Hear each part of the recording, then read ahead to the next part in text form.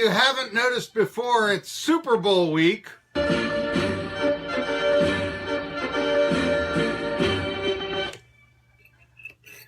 Really, and that means one ritual for the real football fan. That means the Super Bowl highlight film. Hello, everybody. I'm Marky Billson. I'm your voice of choice for a new generation of Tri-City sports fans, if I may say so myself. The name of the program is Tri-City Sports Now on 1420 NBC Sports Radio Tri-Cities. And we own the Tri-Cities. Today's show, Jeff Hartzell, Charleston Post and Courier, is going to be joining me about 12:45, talking to me about the upcoming ETSU Citadel basketball game played tonight at 6 down in Charleston. ETSU has won 12 in a row, third longest winning streak in the nation. And men's basketball, of course, and really showing no signs of stopping or slowing down. In fact, the AP poll comes out during this show. I'll be giving that to you when it comes out in the next hour. And I'm not at all convinced that ETSU won't be receiving the others receiving votes. You know, they won't make the top 25, but I think that they could receive votes for the top 25. Now, just so you know, ETSU has only been nationally ranked one time in their entire men's basketball history. One season, that was 1991. Finished up number 17, made it all the way up to number 10 at one point. The other two, the 68 Ohio Valley champions, went to the Sweet 16, weren't nationally ranked. Ed DeChillis, Wadud and Fields weren't nationally, really never even contended for a national ranking. This year's team has a chance, I think, to, I would say at the very end of the year, make the top 25. They've got a chance, a fighting chance. I don't know if it will happen. But just to give you an example, right now, if you look at the others receiving votes, for instance, in the coaches poll, Louisiana, not Louisiana State, but Louisiana, got one. They were the final team that got votes. They got one number 25 vote. Okay, great. Louisiana was ranked number 4 in the mid-major poll. ETSU was ranked number 5. Now, in the AP poll, Providence got 2 votes, others receiving votes. And Providence this past week got thrashed by Villanova, so I don't think they'll be getting any votes. Maybe there's an opportunity right there for ETSU to get an others receiving. But we're talking about, someone like John Feinstein, who traditionally uses number 25 vote for a mid-major that he thinks is an up-and-comer. But after that nice victory down in Wofford, Jalen McLeod, where they've been keeping him, we'll talk about this. We'll also talk, by the way, later on this week, Friday, to John Iamarino. He's a Southern Conference commissioner. And so many ETSU fans this year, they're getting behind the team, et cetera, but there is that feeling in college basketball, wait a minute, is this all there is? Because 12 victories in a row, potential undefeated conference mark, and it's all for naught if you don't win the conference tournament.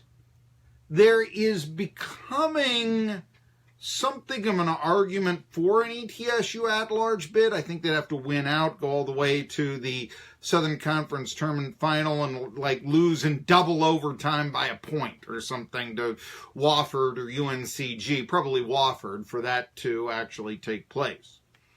But just to give you an example, you had 68 teams in the NCAAs. RPI of ETSU right now, number 58. Gonzaga, who played for the national championship last year, number 57. RPI, realtimерpi.com. Think about that. But it is Super Bowl week. We'll have the Hall of Famers this weekend.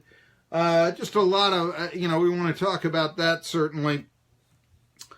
And you know what? This weekend, the reason I started with the theme of High Adventure from Silvio and Courtly. That was the name of that song. You know, can recall that song from the early Super Bowl highlight films. And this weekend, the NFL Network ran all 51 Super Bowl highlight films from NFL Films, which, by the way, is what they do in heaven. And it's a staple of Super Bowl week. One time ESPN would rerun all the Super Bowl highlight films, and this is when you could condense them in a day, but they do it on Super Bowl Sunday, and it would, when I remember it beginning in the middle of the night. One year I got up my VCR, couldn't you just set your VCR? Yes, but you have the commercials. If you didn't want to have the commercials, right, you'd have to be right there with your, VCR and all that, the stories that we will tell our youth, all this sort of stuff. Someone phoned you and you weren't home. You missed the call. You didn't press buttons. You had to dial the thing, oh my goodness, But one year I got up at 2:30 in the morning. It's when they started playing Super Bowl I highlights with my VCR so I could tape the Super Bowl highlight films. And in my opinion, those Super Bowl highlight films really, and not just the marathon that ESPN used to do and now NFL Films does, but it really made the Super Bowl what it is today, in my opinion. I think that the drama, the storytelling of Super Bowl Sunday that NFL Films did in these half-hour highlight films, just tremendous. Now, granted, many of the early Super Bowls were turkeys from a competitive standpoint, but by replaying all the games on the day of the game in highlight form, it really made, to the people watching it, and to the promotion of the Super Bowl, it made it seem like it had historical significance other championships didn't have, despite the fact that the Super Bowl really was relatively new at the time. I mean, now it's been around for a half century. And it's always been around in my lifetime. But I'll even recall, when I was a kid, 8 years old in Pittsburgh, after the Steelers won their fourth Super Bowl, there was a TV station, and we used to wait around to watch this, because it meant something to us, that would rerun once a week, like on a Saturday or a Sunday during the off season, all the old Super Bowl highlight films going up to Super Bowl 14. John Facenda was announcing them, this sort of thing. And NFL Films are just, tremendous filmmakers. And they made uncompetitive games seem interesting. I mean, you had the narration of the late, great John Facenda. He accentuated the films, and it took on an importance, that voice that he had, that the films otherwise wouldn't have. And then the music of those old Super Bowl highlight films just accentuated the action to a celebratory point. And there's something about Don Shula explaining cross-blocking to you, or Hank Stram doing his nightclub act on the sideline of Tulane Stadium during Super Bowl IV, or the storyline of Super Bowl III. This is how good NFL Films, and it's been talked about a lot. The storyline of Super Bowl III that NFL Films made out, Namath versus basically Unitas, was a metaphor for the generational and cultural changes going through the country in 1968.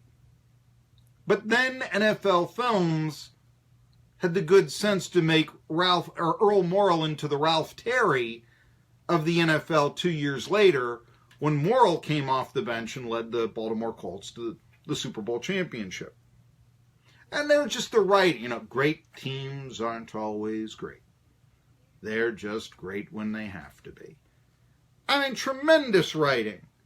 Or just even tremendous filmmaking. I can remember, if you remember Super Bowl 20 highlight film, Steve Grogan and his dropped jaw after the Bears would roll up, I think it was at that point, 37 points. They'd go on to beat the Patriots. It was the Patriots' first ever Super Bowl, 46-10. Now, when Facenda died, he died in 1984. Last highlight film that he ever narrated was Super Bowl 18. And when it died, the Super Bowl highlight film, in my opinion, started to distance itself from narration and music, filmmaking, if you will, to a more straight-up recap of the game. There were more microphones on the sidelines. The later play-by-play cuts that you'll see in a Super Bowl highlight film today, they lack the humor of Bill King comparing John Madden to a split watermelon, or Myron Cope comparing Rocky Blyer with Vaslav Nijinsky. Narrator Fresendo wouldn't read a quote from Alan Page with bagpipes playing over shots of Larry Zonka running the ball in today's Super Bowl highlight film.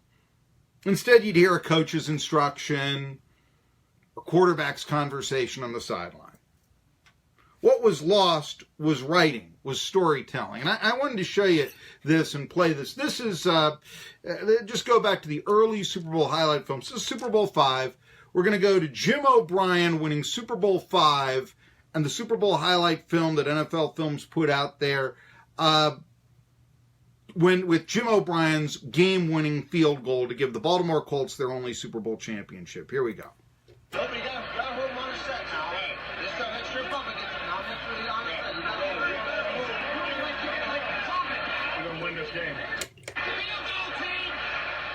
The World Championship of Professional Football would be settled in one final play. Wow. Come on, baby. Come on.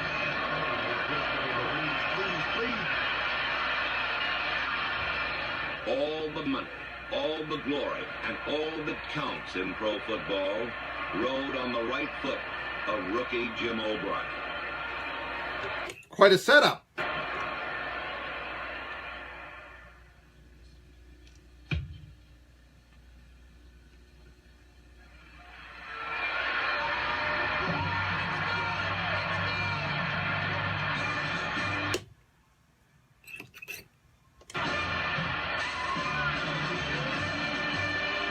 Is this the Magnificent Seven?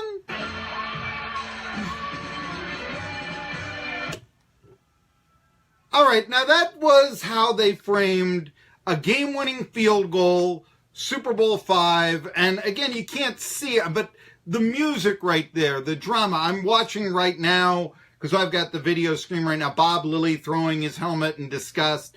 Tennessee's Steve Kiner, yeah, Hee-Haw Kiner, Ole Miss played like mules, just, putting his head in his hand, that sort of thing. Tremendous. Now, not the only Super Bowl that was ever won a last-second field goal. Super Bowl 38, third Super Bowl the Patriots won. They won the first one on a field goal. Here's how the Super Bowl highlight film, Super Bowl 38, let's go 33 years into the future, and how filmmaking changed. Listen to this. Win it with about a 41-yard field goal against the Carolina Panthers. If he hits it, the Pats will be in great shape. If he misses, we'll be looking at overtime. It's all announcer. Snap, ball down, kick up, kick is on the way. Kick is good.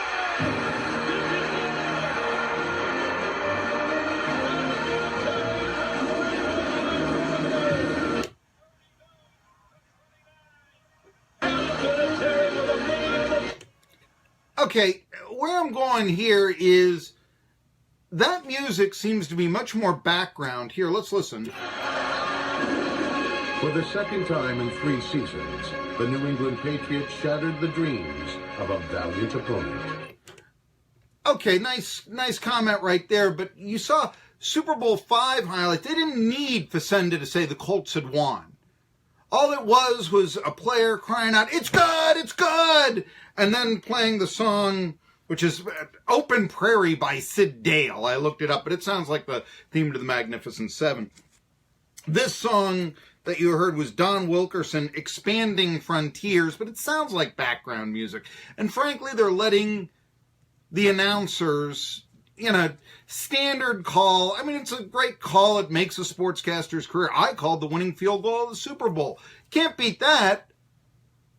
But what was unique about what I just played? There really wasn't a whole lot unique about it.